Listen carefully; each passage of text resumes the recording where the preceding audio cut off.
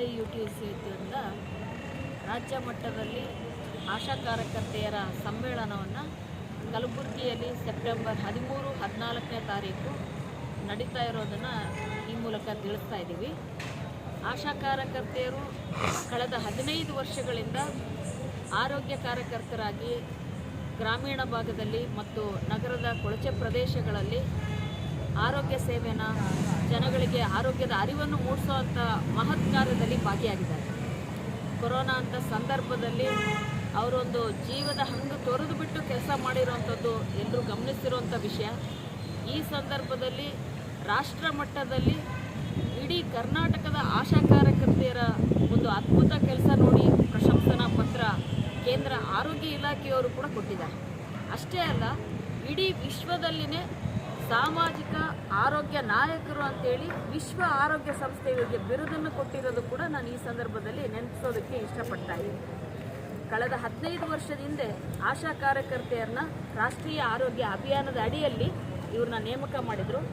ಆಗ ಮುಖ್ಯವಾಗಿ ನಮ್ಮ ದೇಶದಲ್ಲಿ ಶಿಶು ಮರಣ, ತಾಯಿ ಮರಣ ಅತಿ ಹೆಚ್ಚು ಇರುವಂಥದ್ದನ್ನು ಕಡಿಮೆ ಮಾಡಬೇಕನ್ನೋದು ಪ್ರಮುಖ ಉದ್ದೇಶ ಆಗಿತ್ತು. ಈ ಒಂದು ಕೆಲಸನ ಬಹಳ ಸರ್ಕಾರದ ನಿರೀಕ್ಷೆ ಮೀರಿ ಮಾಡಿದ್ದಾರೆ ಅಂತಂದೇಳಿ ಇವತ್ತು ಅಂಕಿಅಂಶಗಳು ತೋರಿಸ್ಕೊಡ್ತಾ ಇದೆ. ಅಂದರೆ ಶಿಶು ಮರಣ, ತಾಯಿ ಮರಣ ಕಡಿಮೆ ಆಗಿದೆ, ಎಲ್ಲ ಆರೋಗ್ಯ ಸೂಚಿಮಾಪಕಗಳು ಹೆಚ್ಚಾಗಿದೆ ಅಂತದ್ದು ಇಲಾಖಾ ವರದಿಯೇ ಹೇಳುತ್ತೆ. ಇದು ಆರೋಗ್ಯ ಇಲಾಖೆಯಲ್ಲಿ ಇವರು ಸಲ್ಲಿಸ್ತಾ ಇರುವಂಥ ಸೇವೆಯ ಮಹತ್ವನ ತೋರಿಸುತ್ತೆ ಅಂತ ಹೇಳಕ್ಕೆ ಇಷ್ಟಪಡ್ತೀನಿ. ಎರಡನೇದಾಗಿ ಇವರು ಕೆಲಸ ಒಂದು ಯಾವುದೇ ಒಂದು ಸಮಯ ನಿಗದಿ ಇಲ್ಲದೇ ಕನಿಷ್ಠ 2 ಗಂಟೆಗಳ ಕಾಲ ಅವರ ಒಂದು ಕ್ಷೇತ್ರದಲ್ಲಿ ಅವರ ವ್ಯಾಪ್ತಿಯಲ್ಲಿ ಮಾಡಬೇಕು ಅನ್ನುವಂಥದ್ದು ಇರೋದು.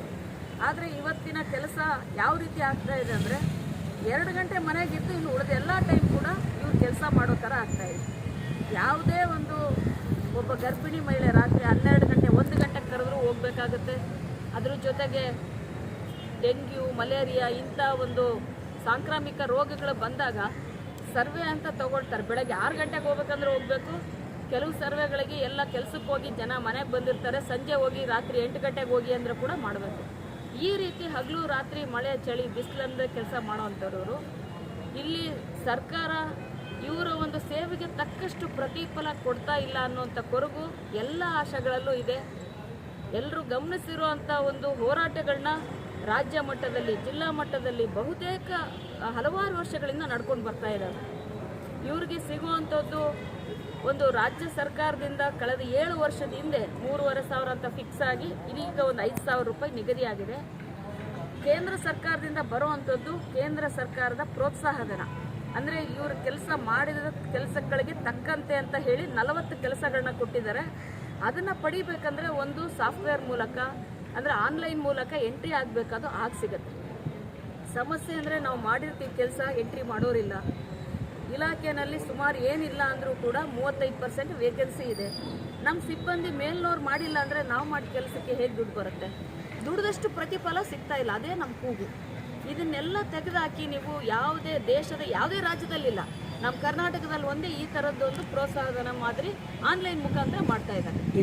ಸಮ್ಮೇಳನ ಯಾವಾಗ? ಹಾಂ ಸರ್. ಸೊ ಇದನ್ನೆಲ್ಲ ತೆಗೆದುಹಾಕಿ ಕನಿಷ್ಠ 15,000 ಮಾಡಬೇಕು ಅನ್ನೋದು ನಮ್ಮ ಪ್ರಮುಖವಾದ ಬೇಡಿಕೆ.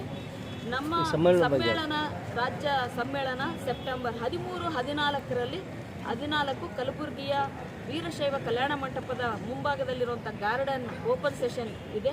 ಅಲ್ಲಿ ಸುಮಾರು 6,000ಕ್ಕೂ ಹೆಚ್ಚು ಆಶಾ ಕಾರ್ಯಕರ್ತೆಯರು ರಾಜ್ಯದ ಮೂಲೆ ಮೂಲೆಗಳಿಂದ ಬರ್ತಾ ಇದ್ದಾರೆ. ಕಲಬುರಗಿಗೆ 31 ಜಿಲ್ಲೆಯಿಂದ ಭಾಗವಹಿಸ್ತಾ ಇದ್ದಾರೆ. ಅದೇ ದಿನ ಸಂಜೆ 5 ಗಂಟೆಯಿಂದ ವೀರಶೈವ ಕಲ್ಯಾಣ ಮಂಟಪದಲ್ಲಿ ಪ್ರತಿನಿಧಿ ಅಧಿವೇಶನ ಸುಮಾರು 600 ಜನಕ್ಕೂ ಹೆಚ್ಚು 2 ದಿನಗಳ ಕಾಲ ಭಾಗವಹಿಸ್ತಾ ಇದ್ದಾರೆ. 13-14 ಪ್ರಮುಖವಾಗಿ ಸರ್ಕಾರಿ ನೌಕರರಂತ ಪರಿಗಣಿಸಬೇಕು. ಅಲ್ಲಿವರೆಗೂ ಕಾರ್ಮಿಕರಂತ ಪರಿಗಣಿಸ್ರಿ. ಕನಿಷ್ಠ 15,000 ರೂಪಾಯಿ ಅಲ್ಲಿವರೆಗೂ ಫಿಕ್ಸ್ ಮಾಡಿ. ಅದೇ ರೀತಿ ಕೇಂದ್ರ ಅಥವಾ ರಾಜ್ಯ ಬಜೆಟ್ನಲ್ಲಿ ಆರೋಗ್ಯ ಕ್ಷೇತ್ರಕ್ಕೆ ಹೆಚ್ಚು ಹಣ ಮೀಸಲಿಡಿ. ಅದು ಇಡೀ ಒಂದು ಜನಗಳಿಗೂ ಕೂಡ ಇವತ್ತು ಆರೋಗ್ಯ ಕ್ಷೇತ್ರಕ್ಕೆ ಏನು ಸಿಗಬೇಕು ಅದು ಸಿಗ್ತಾ ಇಲ್ಲ. ಅದು ಸಿಕ್ಕತ್ತೆ, ದುಡಿತಾ ಇರೋರಿಗೆ ಅವರಿಗೆ ಒಂದು ಪ್ರತಿಫಲ ಕೂಡ ಸಿಕ್ಕತ್ತೆ. ಈ ಎಲ್ಲ ಪ್ರಮುಖ ಬೇಡಿಕೆಗಳ ಜೊತೆಗೆ ನಾವು ಈ ಸಮ್ಮೇಳನ ಹಮ್ಮಿಕೊಳ್ತಿದ್ದೀವಿ ಸರ್. ಅದೇ ದಿನ ಬೆಳಗ್ಗೆ ನಾವು ರೈಲ್ವೆ ಸ್ಟೇಷನ್ನಿಂದ ವೀರಶೈವ ಕಲ್ಯಾಣ ಮಂಟಪದ ಭಾಗದವರೆಗೂ ಮೆರವಣಿಗೆ ಇರುತ್ತೆ ಬೆಳಗ್ಗೆ 11ರಿಂದ. ಅದಾದ ನಂತರ ಬಹಿರಂಗ ಅಧಿವೇಶನ.